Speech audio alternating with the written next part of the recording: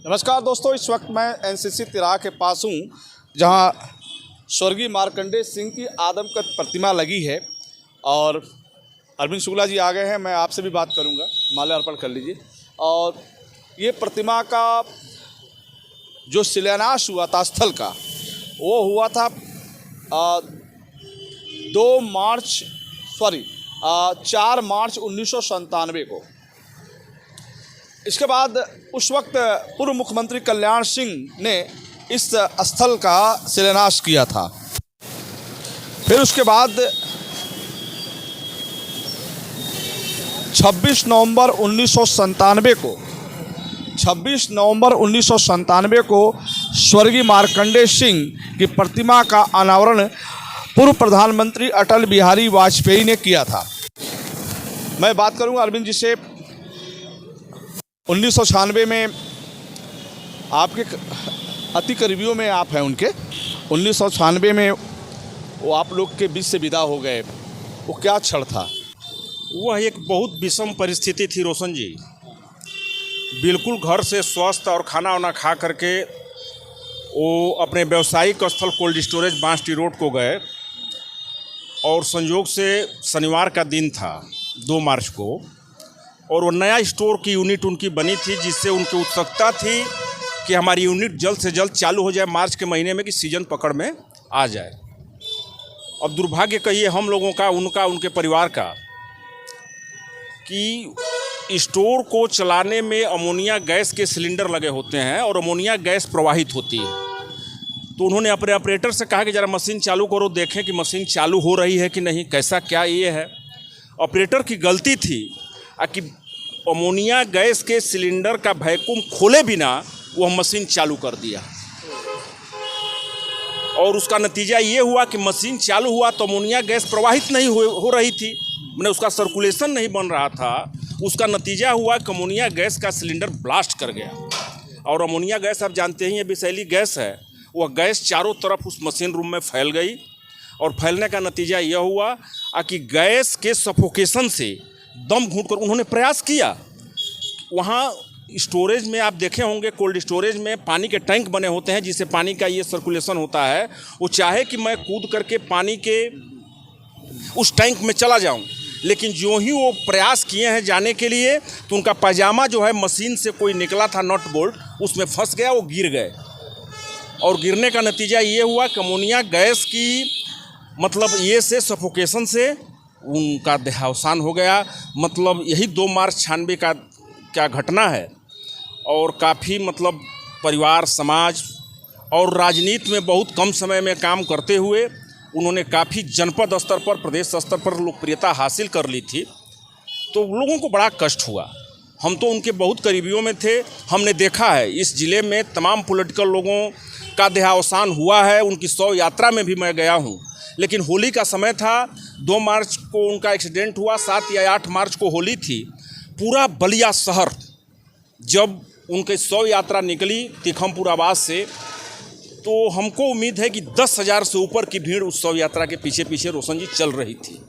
और हम लोग तो काफ़ी गमगीन थे, उतना बहुत ये नहीं, लेकिन तब भी हमारे आंख से जो दिखाई दिया, मेरा यह मानना है कि बलिया जनपद के राजनीति के जो आकाश का प्रक्षेपास्त्र था एक, उसका अस्त हो गया। नहीं तो आने वाले दिन में मार्कंडेय सिंह की राजनीतिक हैसियत, जो उनकी लोकप्रियता बढ़ी थी, उस आधार पर बहुत आगे जा सकती थी। यह हम लोगों जैसे शुभेच्छुओं का मानना है।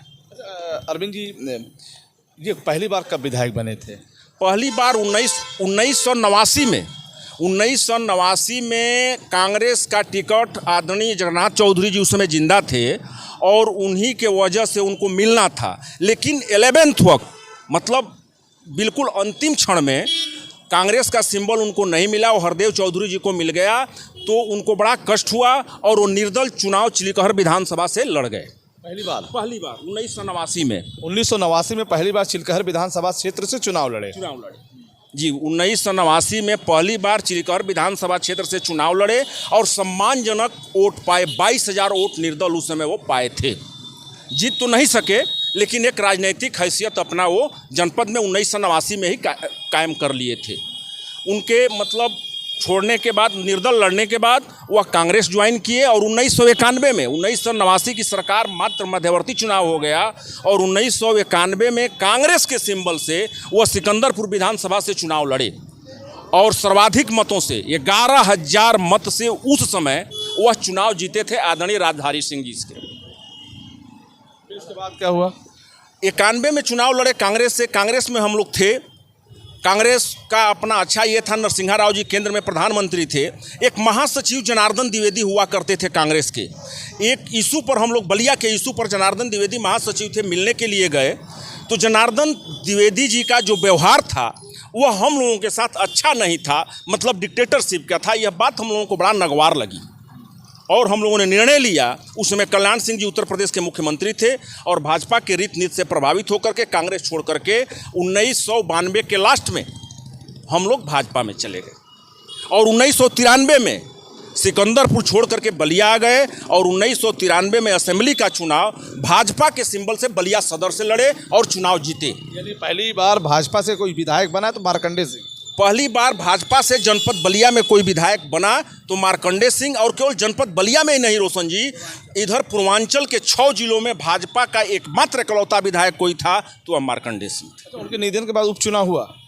उनके निधन के बाद उपचुनाव नहीं हुआ। जिस समय उनका निधन हुआ उस समय असेंबली डिजार्व हो चुकी थी, वह एक एमएलए हो चुके थे और फिर जो है 1996 में जब उसका ये हुआ तो चुनाव, उनके उपचुनाव नहीं हुआ। अच्छा, फिर उसमें मंजू सिंह चुनाव लड़ी? हाँ, 1996 में जो है हम लोग तो भाजपा में ही थे।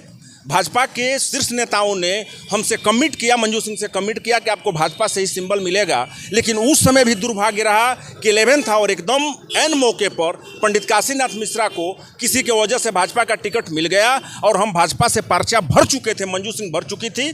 सिंबल जो है नहीं मिलने से जो है हमारा भाजपा से चुनाव लड़ना यह हो गया। बड़ा संकट की स्थिति आई रोशन जी। एक उम्मीदवार को 4 सेट पर्चा दाखिल करने का अधिकार होता है। यह सौभाग्य था कि हमारे जैसा आदमी 2 ही सेट पर्चा रिटर्निंग अफसर के यहाँ दाखिल किया था, इसलिए हमारा राइट बनता था कि 2 सेट पर्चा और दाखिल करेंगे। आज हम भाजपा के सिंबल पर पर्चा दाखिल किए और दूसरे नहीं तीसरे दिन जा करके निर्दल चुनाव में जो है पर्चा दाखिल किया और निर्दल मंजू सिंह शेर चुनाव सिंह के हैसियत से चुनाव बलिया विधानसभा में लड़ी और सर्वाधिक मत पा करके 48,000 कुछ मत पा करके मंजू सिंह बलिया की विधायक हो गई और पंडित विक्रमादित्य पांडे, काशीनाथ मिश्रा वगैरह सब लोग चुनाव हार गए। दोस्तों, बात हो रही थी अरविंद शुक्ला जी से। उन्होंने बताया कि मार्कंडे सिंह पहली बार चुनाव जब लड़े थे चिलकहर विधानसभा से, दूसरी बार चुनाव लड़े सिकंदरपुर विधानसभा से और अंतिम बार वह बलिया नगर विधानसभा क्षेत्र से चुनाव लड़े और यहाँ के विधायक बने। उनके निधन के बाद उनकी धर्मपत्नी मंजू सिंह निर्दल चुनाव लड़के 1996 में विधायक बनी। दोस्तों, यह है बलिया की राजनीति और मार्कंडे सिंह का जीवन शैली, काम करने की शैली कुछ अलग थी और सर्वोपरि थी।